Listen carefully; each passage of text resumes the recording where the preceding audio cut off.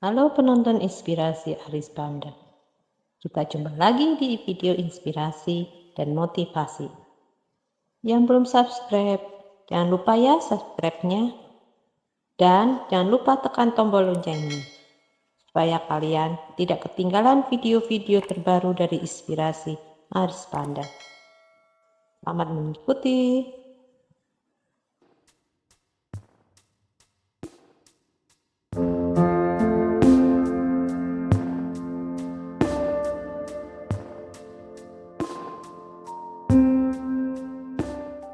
Kisah inspiratif, kesaksian yang memuatkan. Helpless Children. Saya pikir hidup ini kayaknya cuma nambahin kesulitan-kesulitan saya saja. Kerja menyebalkan, itu tak berguna, dan gak ada sesuatu yang beres. Tapi semua itu telah berubah. Pandangan saya tentang hidup ini benar-benar telah berubah. Tepatnya terjadi setelah saya bercakap-cakap dengan teman saya. Ia mengatakan kepada saya bahwa walau ia mempunyai 2 pekerjaan dan berpenghasilan sangat minim setiap bulannya, namun ia tetap merasa bahagia dan senantiasa bersukacita. Saya pun jadi bingung, bagaimana bisa ia bersukacita selalu dengan gajinya yang minim itu untuk menyokong kedua orang tuanya, mertuanya, istrinya, 2 putrinya, ditambah lagi tagihan-tagihan rumah tangga yang menumpuk. Kemudian ia menjelaskan bahwa itu semua karena suatu kejadian yang ia alami di India. Hal ini dialaminya beberapa tahun yang lalu saat ia sedang berada dalam situasi yang berat. Setelah banyak kemunduran yang ia alami itu, ia memutuskan untuk menarik nafas sejenak dan mengikuti tur ke India. Ia mengatakan bahwa di India, ia melihat tepat di depan matanya sendiri bagaimana seorang ibu memotong tangan kanan anaknya sendiri dengan sebuah golok.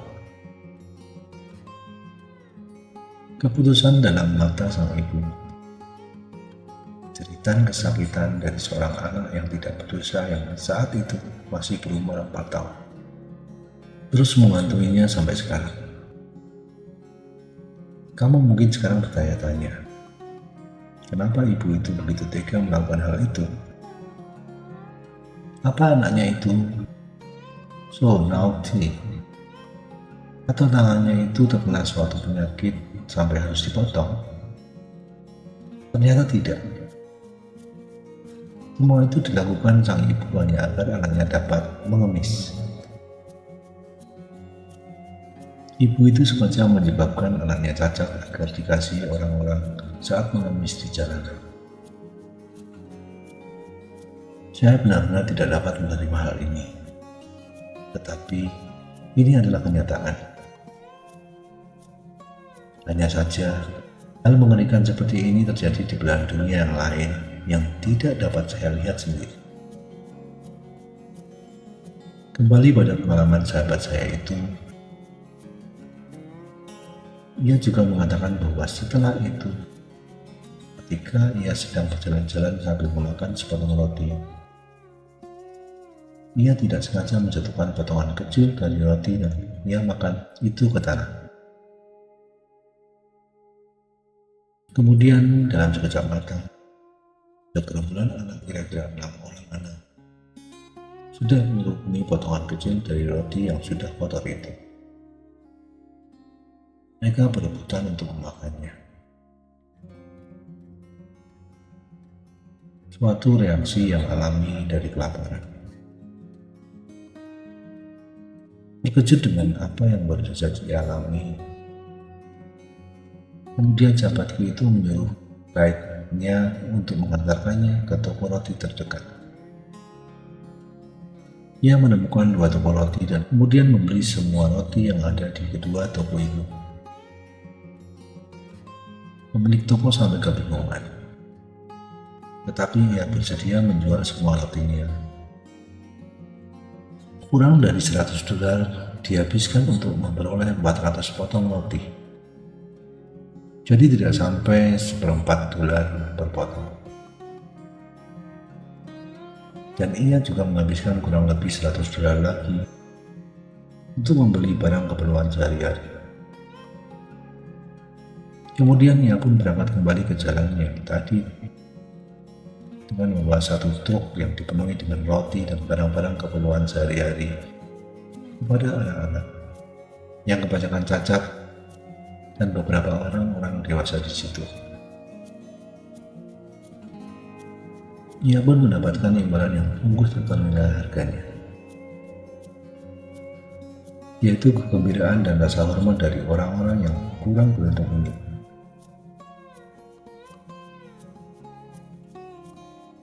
Untuk pertama kalinya dalam hidupnya, ia merasa heran bagaimana seseorang bisa melepaskan kehormatan dirinya hanya untuk sepotong roti yang tidak sampai $1/4.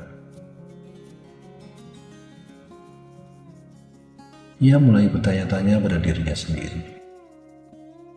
Betapa beruntungnya ia masih mempunyai tubuh yang sempurna, kerjaan yang baik, juga keluarga yang hangat.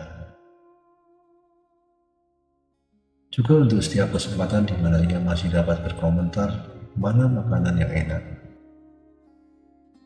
Mempunyai kesempatan untuk berpakaian rapi.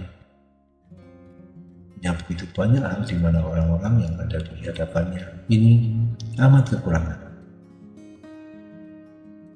Sekarang aku pun mulai berpikir seperti itu juga. Sebenarnya, apakah hidup saya ini sedemikian buruknya? Tidak, sebenarnya tidak buruk sama sekali. Bagaimana dengan kita? Mungkin di waktu lain saat kamu berpikir seperti aku, cobalah ingat kembali tentang seorang anak kecil yang harus kehilangan sebelah tangannya hanya untuk mengemis di pinggir jalan.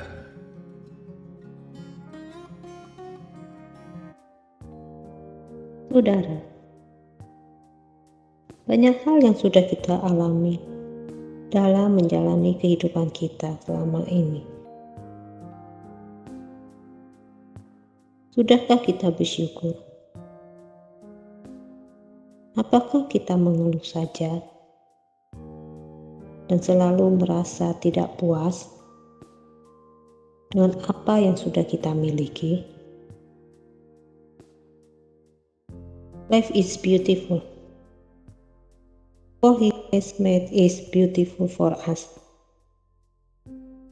Mari bersyukur atas indahnya hidup, karena kita tidak pernah tahu apa yang Tuhan rencanakan untuk kita hari ini, esok, ataupun lusa.